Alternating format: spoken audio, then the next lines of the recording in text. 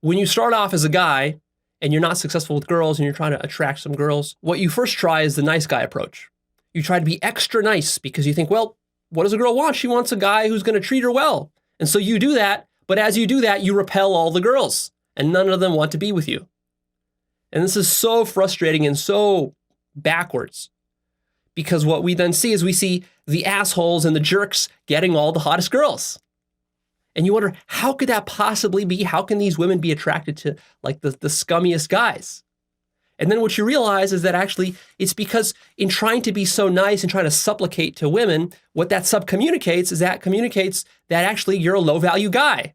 Because if you were a high value guy, you wouldn't place so much value on the girl. You wouldn't place so much value on her looks, and you wouldn't bend over backwards to try to attract her. And women are very, very sensitive to that. So as soon as they see a guy who's trying to bend over backwards to attract her, she's immediately going to get turned off. It's the same thing as trying to be very desperate to make a sale. You're subcommunicating low value. Another very counterintuitive thing is that the less committed you are to a girl, the less you care about her, the more she'll get attracted to you.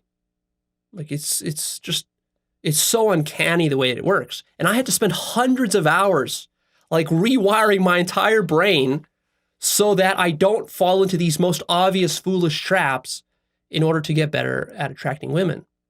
Another one with women is that bragging and boasting. You would think that bragging and boasting about your nice car and all of your money and the house that you own and how successful you are at work, that this would attract women. And it does the exact opposite. It makes you less attractive. So again, I had to spend hundreds of hours reprogramming my mind to stop me from boasting and bragging as an attraction strategy. In fact, what you discover when trying to attract women is that the opposite thing works. So if you're talking to a girl for the first time and you want to attract her, start talking about like how low quality of a guy you are, kind of tongue in cheek. You know, you can tell her that you work at Walmart and that you live out of a cardboard box, and that will actually attract her.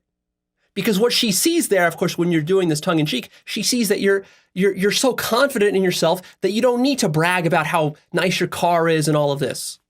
You sort of trust that if she's going to get attracted to you, she'll get attracted just to your authentic personality. And then sure enough, she does, because you don't come off as desperate and needy and try hard. Now, of course, don't get the wrong idea here that now you have to be an asshole to women in order to attract them.